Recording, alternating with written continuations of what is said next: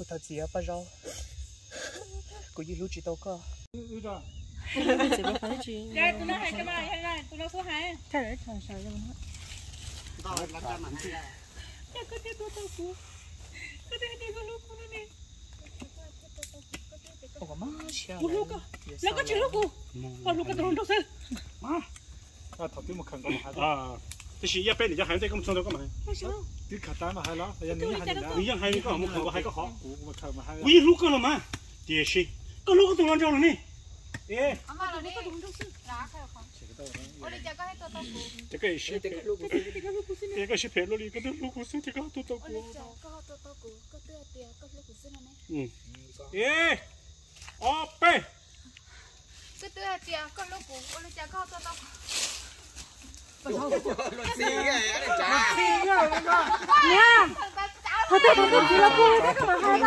Em cái muốn mà thế bán thực tại厂家了，你bán mua不够成啊？都要了，现在都急了，都急天了。这头来把多个搞过了，你要，哪来？cái chọc lưỡi kia nó vào chỉ vào buông vào giờ nó có là cái cái sân tì cái rủi chơi mà sao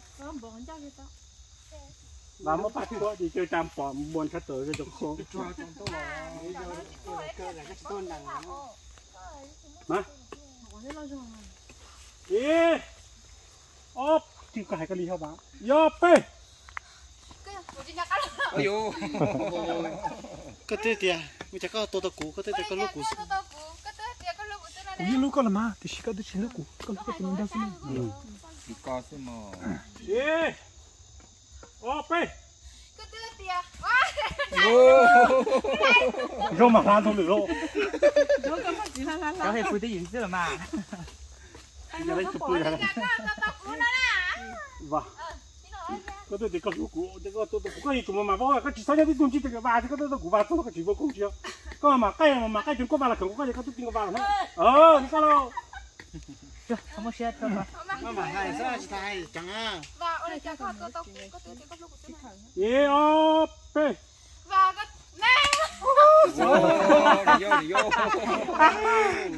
mà hai mà câu này đi ôi tôi sao à và có tôi thì có lúc cũ có tôi tôi thôi ba tôi có ok đâu ba rồi chỉ sai一背等人拆空嘛一背不对吧có tôi thì có lúc cũ chưa có hai lúc số什么个一背个mà hai lít thầu tôi ha có tôi thì có lúc cũ có tôi đâu cũ đó nó thì tôi có tiêu hỏa và tàu hồ có là ba lần nó có trời tàu thứ hai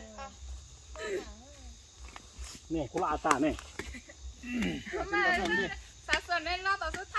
và cái này có lúc cũ xưa thì có tàu cũ nó thì cô lớn chứ mà nhỏ là nhỏ lớn chứ mà đi mua xe đó Mà xe họ chỉ nhỏ. thì bên tàu pôn nữa nè có một dòng ra chưa có hai ý ốp pe vào đi cha con tôi cũ có thứ có lúc cũ xưa nè bắt đầu nó lôi luôn để cho lôi chu thôi cái gì chu hai cái sinh cái này Cái lúc bài đó. cái sinh chơi chả vào là khởi tôi có vấn đề mà chúng này nên chơi bài là hay người ta mà té có tật ấy thôi Có thứ có à nó to nè. Mà nó khơi cái nè.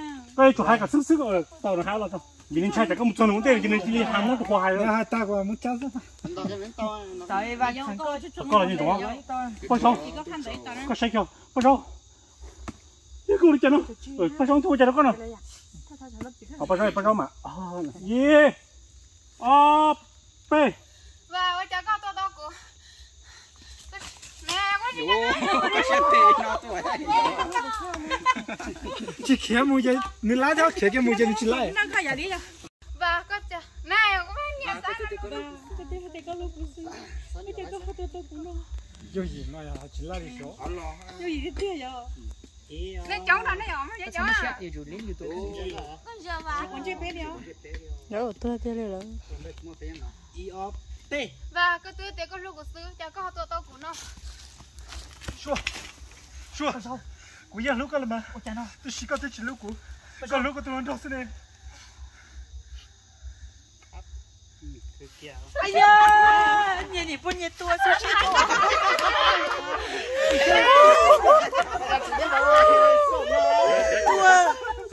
tua này có thật cái không nhỉ buồn nhiệt tua 姐跟我说，姐。姐trả lời một bé. Là mất lá. Nên tôi thay con giá tỏ rồi, không à? Tiếp theo chả khỏi cho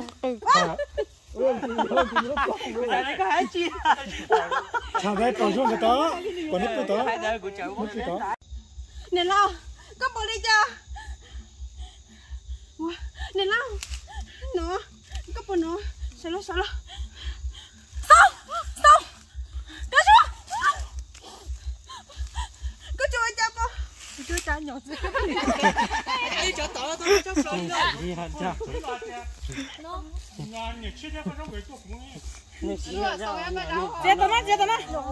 Chị đẹp đó. Tí nữa nó chê lấy rồi đó.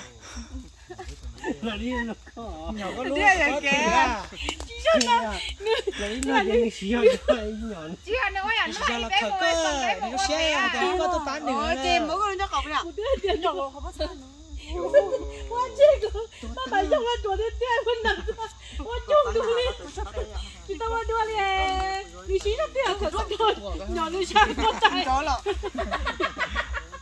Ôi bay đi xong. Có chả cứ hay ở đó nè. Ôi bay đi xong mua về của cháu em. Tuổi đi thường rồi á. Nè tiền đi đi làm cả 2 shop rồi này đi xí ra rồi. Đi shop bắt tay xin lắm. Bé ốc xuống rồi. có phần nó nói chị Yo, bé. bây giờ có bọn nó nè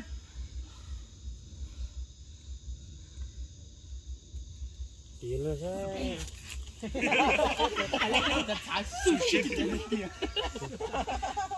Tao xăm đây. bây giờ gì ra chị cho chết ra chị là của bé à chúng mà xe nên chỉ tin sao đó sau đó cái là cái sushi đấy Ôi được tí sao luôn. Đi, rồi đi đây ha. Tao luôn chưa mua này. sushi nè Sao sushi? Tao lúc bắt tay là nhớ kia là nó bắt từ à. Nì nhau có chả có tí chỉ ở kia mà. Có chỉ bên đây là chú cha nì nhau. Ý. À sẽ chơi con nặng nó thật. Bé. bây giờ có bố chị nè Chưa tự mà. mà xe không đi bán tiền luôn Này bà, có chưa là. và giờ một sinh đâu nhiều lúc hỏi nhau á cái tao có sẵn rồi Thôi chứ họ làm chết thì tao nó sẽ. cái gì thì ứng chưa cái tiền nên nó tao ứng chưa cả tao thế Sẽ cái thủ con sao ok. Ok. ừ Chưa trên chỗ con chưa còn nữa. chị ạ cái đó sẽ tệ lắm trên cho cậu Chị hỏi đồ nó có ngủ. Là. nó trên cho cậu Nó cả là bé đó lắm rồi. Lâu lắm. Đó là gì? tôi kêu tao cái tôi Tao cũng mua. treo nó à tao đi treo nó à tôi có xe cô bây giờ có xe cũng Quay rau để hỏi. Vô sau. đã hả cho mà à let's take cái nào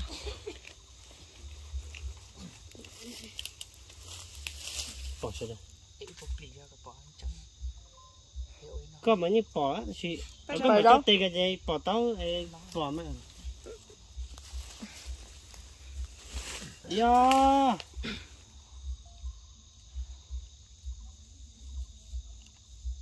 Bé. để chuyển đến tôi mình thôi để tôi sao chị để tôi dùng đi nọ xưa để mỗi cho tin thôi cái tôi này mỗi cho chỉ bỏ mỗi cho nó Gì tao sao con. Tài của hả? Lại đứt tài của hả?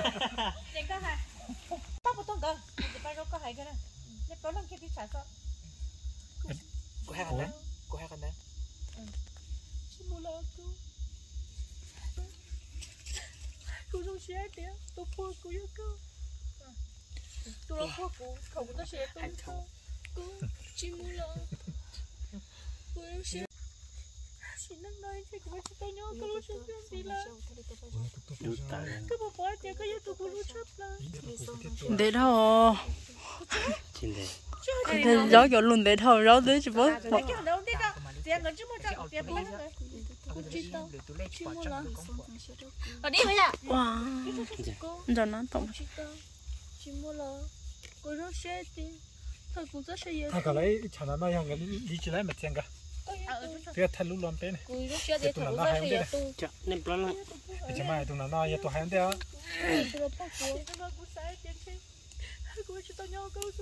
nó đi qua tao có tao to à cô linh trà bông bông tuổi rồi lấy kia thay kia thằng được có khoản cho nó còn tư tôi chỉ muốn trà này nha cùng bố mà cho đó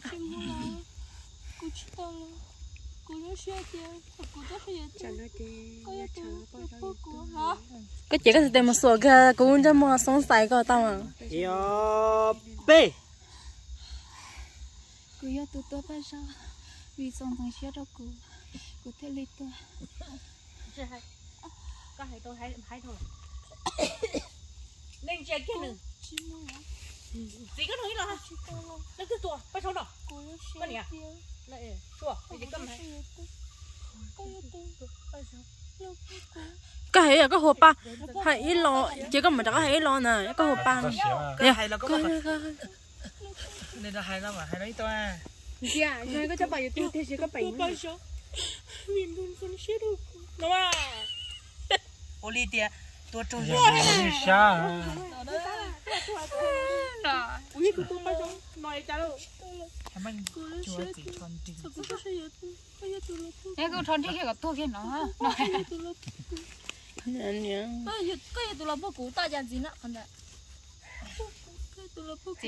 gì có nô mà hả bây giờ nó xua dạ hãy xua là gì à tụi bây giờ nó cứ yêu tụi tôi bây giờ vì sống thằng xe cô thấy lịch tôi chị sai đã chín tao rồi mấy cái chị cho cả mưa nào do sẽ bắt vào tông cái cho gì chị mua lo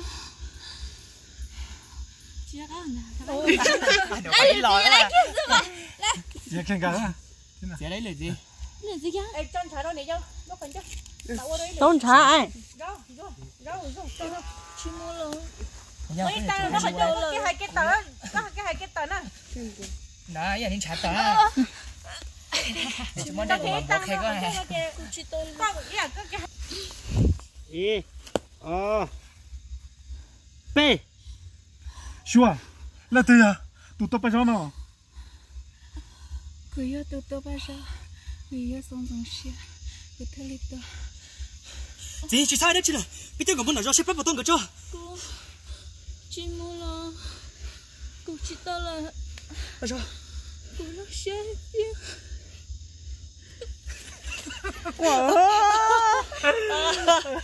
sao sao cho cái lúa ta lo à整个话có tiền à那要这个哪一个的哈我去干嘛哎呦等着你哦我等到你这就叫等就不能什么拉哟这他妈绕过来啊你过了你还能你过了你还在去吧这个哪所以嘛打海里sao sao cho nên cho cái lúa ta rồi cô trong xe hay kia cái nhà tôi là bố cô thằng cũng cho xe nhà tôi cô sao qua ôi chắc là chắc giờ để sao qua đâu là hay là tôi xe gì á cô không chấp bà to đấy cô trong xe hay kia để coi luôn gì á còn để lấy到底不用现在点了，是也不老这不拉，你还讨厌等你，等等你。để cho我đói mà 等到过年了不够， 我来嘛 có sao mà bố còn thúc lá có không mẹ còn từ nó sẽ bỏ cha mới sôi bà ta hay là rắn luôn con để lép luôn thấy cơ thấy gì thấy chưa cha sợ to là là bé trong một vị này mất tiếp theo là tôi sẽ cười đâu tại cô là nó tôi sao tôi sẽ vậy tôi cô trong你让谁点？ cô có xe tu cái tu tao cũng chỉ sợ có là vì cái tụ bố của nè cô trong xe thì thằng cô cho xe tu cái tụ bố của cô tôi sai真的。 nhớ để đánh cho lép luôn nè cái chả cứ sát cô chỉ tao nhớ cô xem miếng gì lên nó nè Nè lên ba. Cô rút xe đi. Thà cô cho xe tôi. Cái gì tụi bố cũ. Cô tôi xài tiền. Cô yêu chỉ tao bơ có lối xe đi. Thà tiền nó là. Bây giờ đây nó mà mua đi theo rồi. Cô xe tôi rồi. Cô tin cho tôi cô trả đó ra thì Rồi nó kê nữa. Là. Ôi nó có tao túi nè. xe. Tao tao cứ. Ok. Là. Tao phải trong đó là qua. Đi. À. B. Cô yêu xe tiền. Thà cô cho xe tôi. Có yêu tôi bơ cô. Cô tôi xài tiền. Thà tiền nó là. Cô yêu chỉ tao bơ có xin tiền nó cô.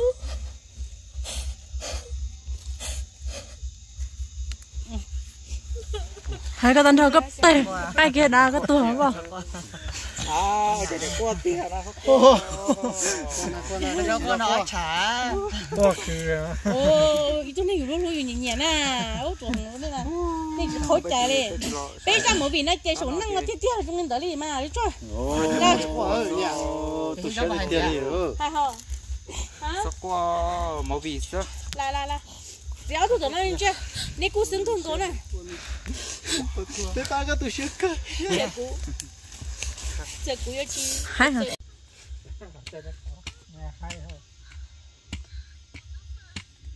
Anh đúng đó. Không chữa ăn gạo tao. rồi ở qua được có hậu hay thế Rồi à. Rồi cái rồi. Cái lẩu bá chữ. Nó này đó.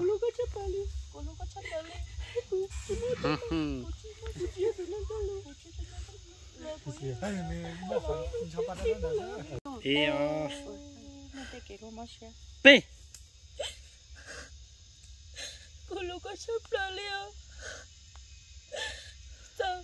Cô chưa tôi đâu. Cô lúc có nhà lo. Cô như nó sẽ bị mua lo. Cô cũng có sự ta. Ý tôi nói rồi. Cô nó phải nó lo. Vì có sợ cô. cô thật gì á ba rau cô như lúc chỉ tao có thể liền ô chỉ tao này rong cô như xài tiền xẻ Cho tôi rồi quan đó rồi ha. xẻ lên nè ha Rồi quay sao mới quay sao. Dù từ lúc luôn luôn giờ. Xẻ là mình trả. Nhà cái to này chạy qua ha. Ôi da. Dạ. Chưa cái gì cũng khăn phải chơi sắp quá là. Là. Cô đó thế. Cua cha. Tê, đến chỉ ba chỉ đi tê. Còn đâu tôi kia hả? Cái bóng đồ xưa. Là nhận cho cái tôi kia. Xin cho tôi thì tôi nói thế. Ý này sao ý à. Tôi làm gì nè. Chứ chứ tôi tiền tôi nó tôi thả lũ chỉ biết vô cái nến chưa tôi nó chỉ lên trên có thể sẽ Chị tôi kia hả? Chị. Kéo ra. Chị, bé cái chị đi lại gì tôi chị tôi đi tôi đi lại cho. Con này đang sai con này đáp chỉ là đang. Tê. Tôi. Chơi cái con này.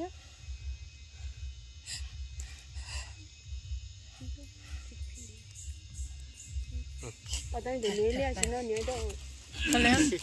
Cái lẹ mà mong chẳng có tao đấy. Che. Cô đứa ăn tua rồi. Ai không mua vì nữa. Là hai mà vì anh đi về trên xe. Tao bự nhau là gì? B. cô như xài chỉ cho hai tiền nó giờ nó cơ đã có thế của liều cô như chỉ xài tiền xài chỉ lúc chỉ tao lo chia bên nhau kia lên nó mua con này lâu thiết gì luôn nó có gì chụp đi cha lo Rốt cái chicken. Tao cô. Không muốn tao. Tao rồi. Đi lâu. Rồi có chụp qua ha, có tôi có tình lâu. Đi lâu bao sao? 你了，爸爸。 Đi lâu bao sao? 你了，爸爸。 Đi lâu bao sao? 你了，爸爸。 Đi lâu bao sao? bây giờ chúa lấy cha bây giờ chúng một cái này thiết tình cờ họ này thiết tình cờ to có đó nè chị có mà lại hay thiết tình cờ nè mà chơi có